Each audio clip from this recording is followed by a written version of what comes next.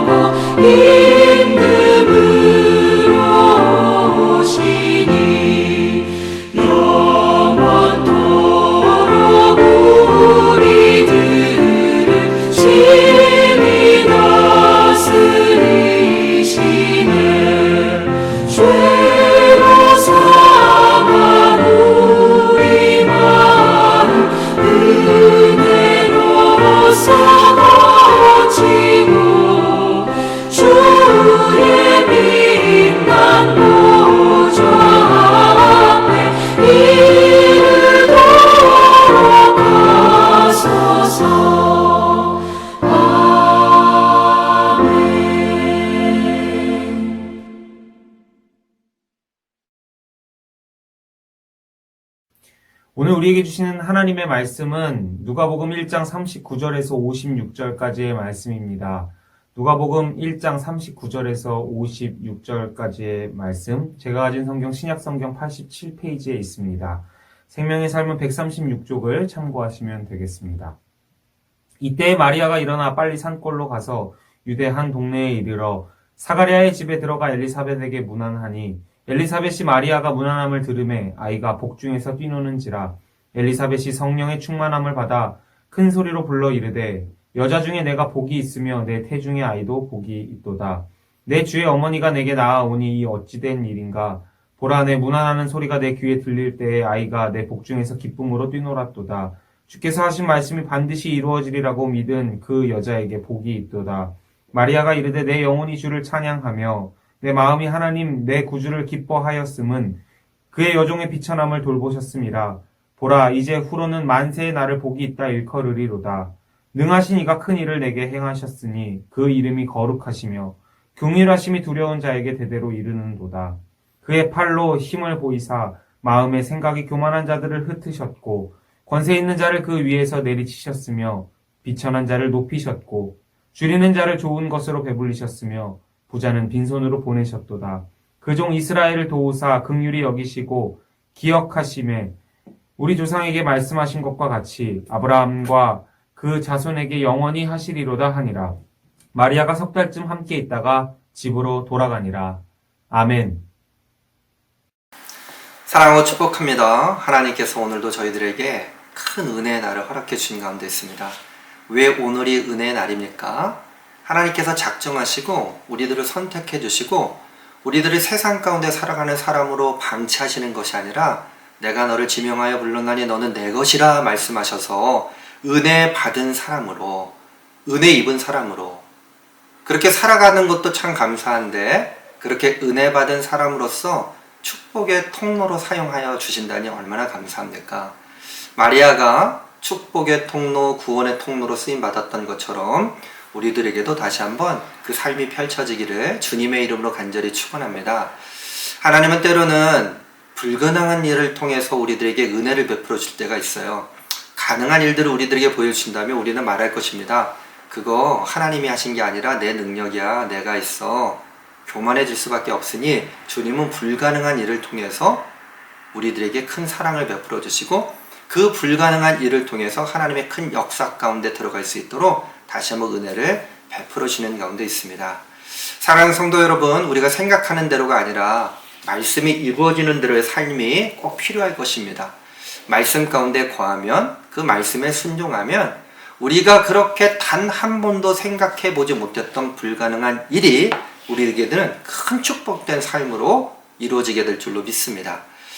어제 말씀에 이어서 오늘 우리가 함께 읽었던 누가복음 1장 39절로부터 56절까지의 말씀은요, 바로 마리아가 자기의 생각이 아니라 말씀에 순종한 결과 어떤 은혜를 누리게 되었는지를 두 가지의 부분으로 좀 생각해 볼 필요가 있어요. 오늘의 테마는 복입니다. 복. 주님께서 내려주시는 축복. 특별히 마리아가 받았던 축복인데, 저는 오늘의 말씀이 마리아에게만 임했던 축복이 아니라 우리 모든 제일가족들에게도 주어지는 축복이 되기를 간절히 소망합니다.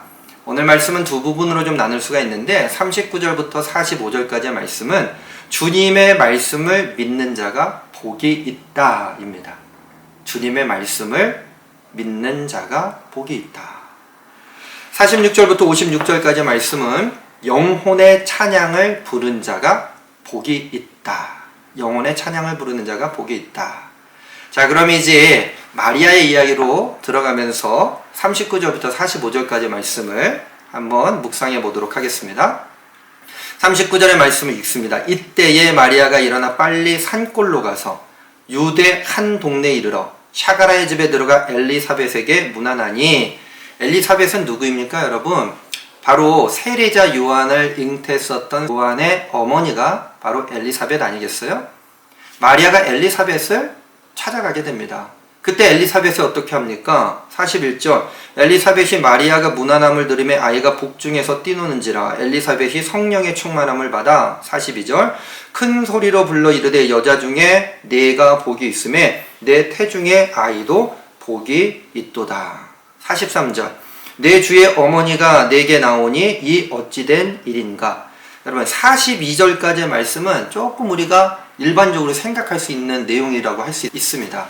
왜냐면 이제 마리아가 엘리사벳을 찾아갑니다. 그리고 자신에게 있었던 기가 막힌 일들을 이야기하기 전에 엘리사벳의 영적을 알았다는 거예요. 왜 그렇습니까?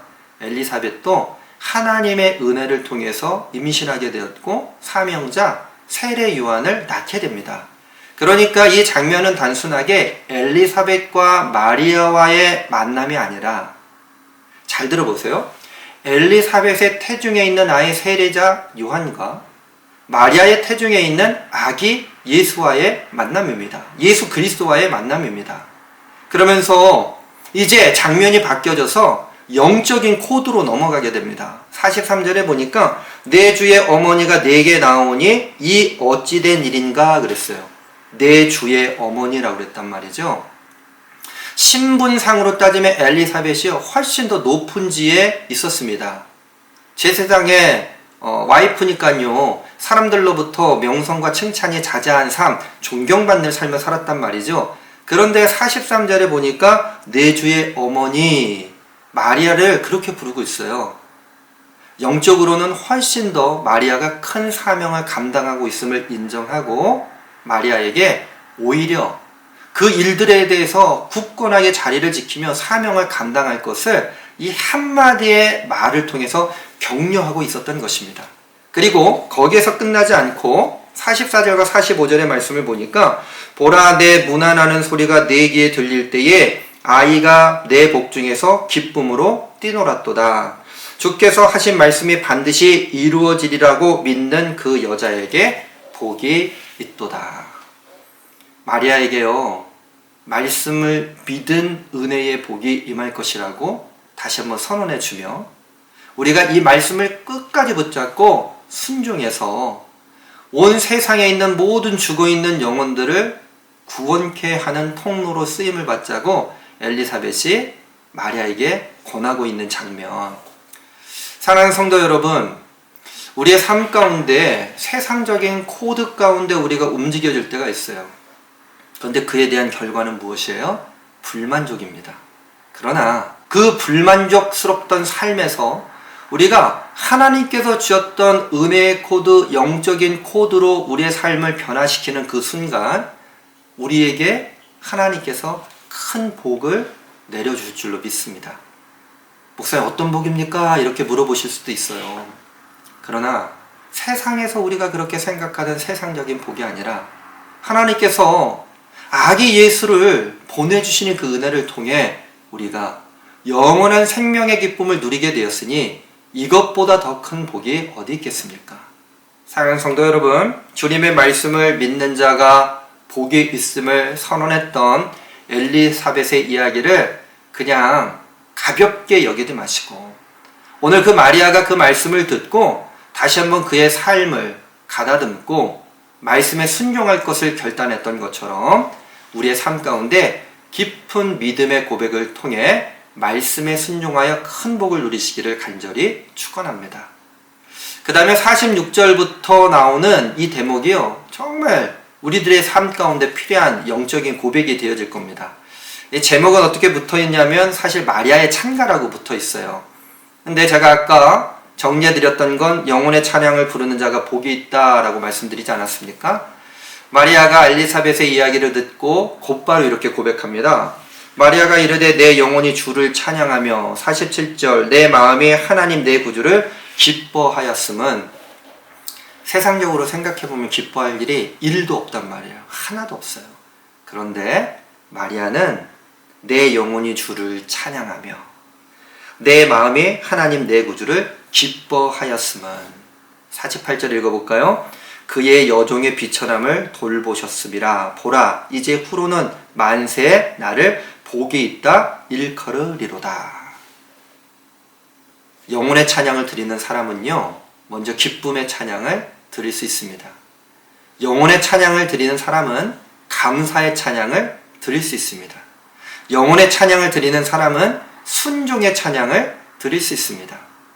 그리고 이 찬양은 결국 마리아를 마리아 되게 하였을 것이고, 마리아가 세상의 사람들 가운데 얼마나 그 마음이 무너져 내리는 경험들을 하게 되었겠습니까?